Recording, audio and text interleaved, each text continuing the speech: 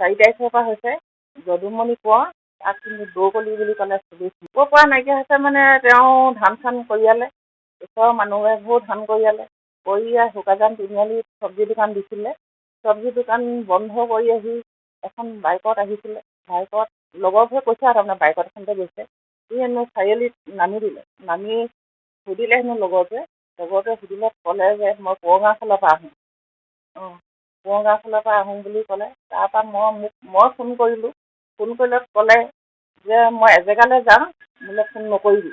তেতিয়া মই ফোনটো কাটি দিলোঁ। কটাৰ পিছত মই অলপ আধা ঘণ্টামানৰ পিছত মই আকৌ ফোন কৰিছোঁ, কিন্তু ফোনটো চুইচ অফ। থানাত এজাহাৰ দিছোঁ, নাজিৰা থানাত দিছোঁ। নাজিৰা থানাই এনেকৈ কৈছে যে মই জেগা দেখাই দিলোঁ, তেনেকৈ আমুকৰ মানুহ এজনীয়ে ফোন কৰি থাকে, ফোন কৰি থকাত এনি টাইমেই ফোন কৰে, তাৰমানে 11টামান বজাৰ পৰা একদম 2টা বজালৈকেও ফোন কৰে, কিন্তু ৰাতি ল'ৰাই ক'ব নোৱাৰে টোপনি দিনটো ভাগৰত। তাৰপৰা মই ৰিচিভ কৰোঁ, বহুত ডাঙৰ বহুত বেয়া পাইছে, তাক মানে কৈছিলে যে আহিবি নাহোঁ, মই গেট খুলি থৈছোঁ। তাৰপৰা সেনেকৈ কৰি মোৰ অশান্তি লাগে, তাৰমানে ফোনটো বাজি থাকে যে, তাৰপৰা মই চুইচ অফ কৰি দিওঁ। আৰু মই ফোনটো ৰিচিভ কৰিলেও মাত নামাতে, যেতিয়া গম পাই যে মাত নামাতে। মানুহগৰাকী ঘৰ এনেই নাহৰডালৰ শিলবাৰীত। তেওঁৰ নামটো মই ইমান নাজানো বাৰু।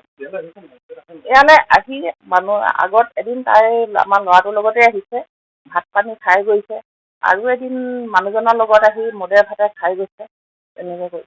তথাপিতো মই এদিন গম পাই পিনি ক'লোঁ যে মই এনেকুৱা এটা কথা শুনিছোঁ, বহুত বেয়া কথা। মই তাকো বুজাম, তাক বুজালেও তথাপিতো মই ঘৰত থাকিলে তাক আবদ্ধ কৰি ৰাখোঁ যে নাযাবি নথবি, কিন্তু সেনেকুৱাটো সি ফোন পাতি থাকিব। ফোনত কথা পাতিলে মই কওঁ, তই এই মানুহজনীলৈ কেলৈ ফোন কৰিছ, কেলৈ কথা পাতিছ? তেতিয়া মোক কয় কি, তোৰ ঘৰত থাকিবলৈ মন আছে নাই, মোক কয় ল'ৰাটোৱে।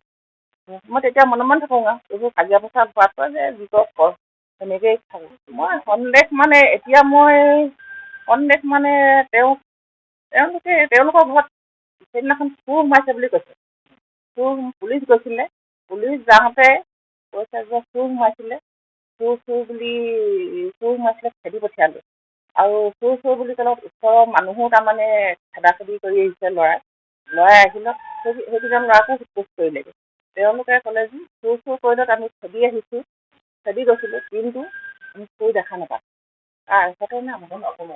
মোৰ পৰিয়ালত মানুহগৰাকী আছে মাকৰ ঘৰত, তেওঁ বহুত অকণমান জেং আছিল।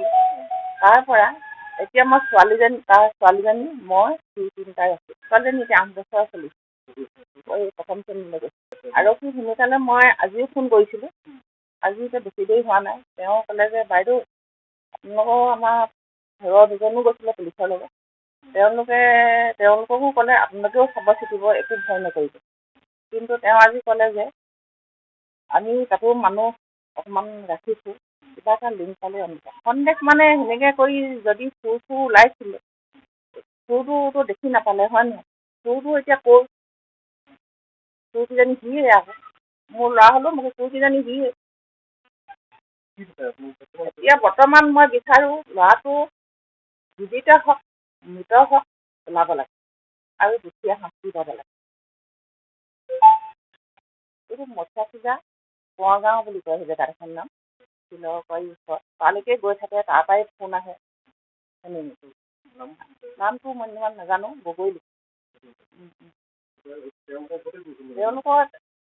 তেওঁলোকৰ ঘৰতে গৈছে। চোৰ বুলি খেদিছে যেতিয়া, আজি ক'ত চোৰ আহিল, চোৰটো খেদি যোৱাকেইজনো দেখি নাপাওঁ, তেতিয়াহ'লে চোৰটো ক'লৈ গ'ল? প্ৰশাসনে বিচাৰি উলিয়াই দিব লাগে, মৃত হওক জীৱিত হওক, মই দেখা পালেই। যিকোনো খবৰৰ বাবে যোগাযোগ কৰক 7099017330 লগতে 7099017110 নম্বৰত।